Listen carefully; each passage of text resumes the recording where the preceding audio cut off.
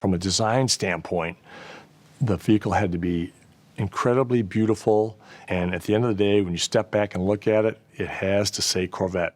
It's part art, so hand sculpting clay, and part digital, math-based design.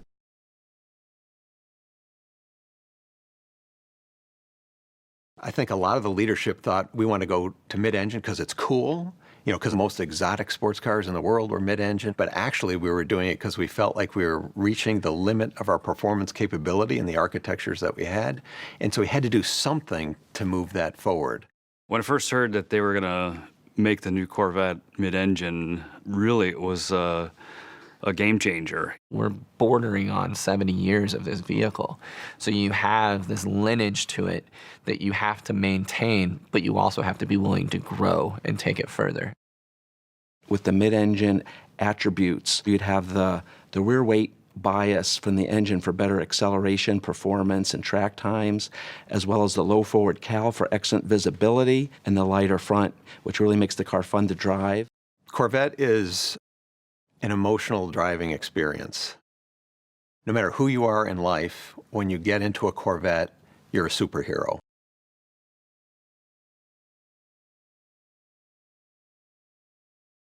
We needed a bespoke transmission, custom designed for this car, because we have engines that produce massive amounts of torque, so the DCTs that are on the shelf wouldn't stand the Corvette duty cycle. Is you've got a shaft that has your even forward gears, 2, 4, 6, 8, and your odd gears, 1, 3, 5, 7, and you can simultaneously be disengaging one shaft while you're engaging the other one. So it's quicker than a human being could shift a manual transmission. This way you get the lightning fast, less than 100 milliseconds shift when you need it.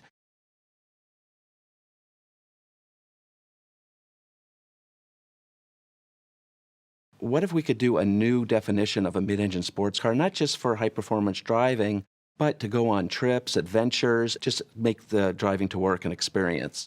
Utility of the car has been something we focused on too, ensuring that we've got a space for people to store luggage or groceries or what have you. So we have a front storage section that's very deep. We've got a trunk in the rear that not only accommodates 2 bags of golf clubs, but also stows the removable roof panel.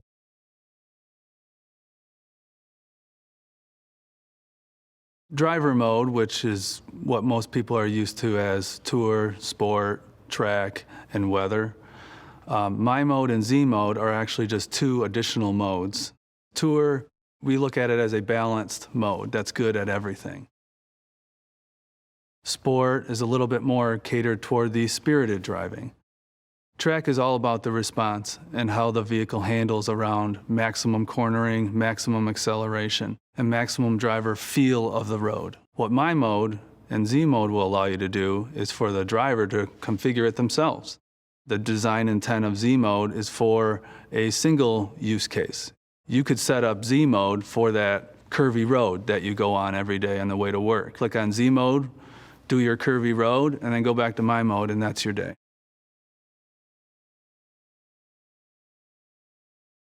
What we wanted to do was kind of go to a 3-seat strategy. With the GT1 seat, that gives you your perfect everyday kind of driving seating position, comfortable bolsters. The new entry that we have for this one is the GT2. The GT2 seat is really, really an exciting seat. It's a Napa leather. It has the most color blocking opportunities. It's a really beautiful form seat.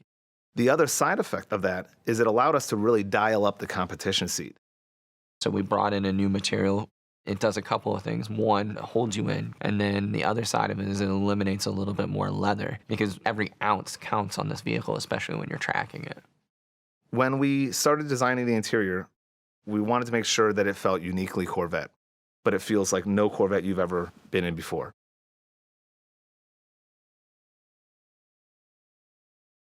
We're going from 10 colors to 12 colors. This will be the most we've ever offered.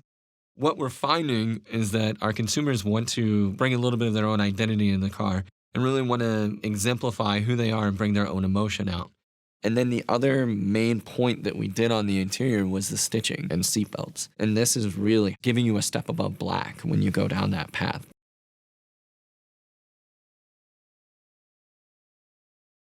Drivers can now raise the front of their Corvette almost 2 inches in less than 3 seconds with the available front lift. While it can be manually activated, it can also be programmed to remember the GPS locations of up to 1,000 obstacles throughout your commute so that you don't, for example, have to remember to activate it every time you arrive home to a steep driveway.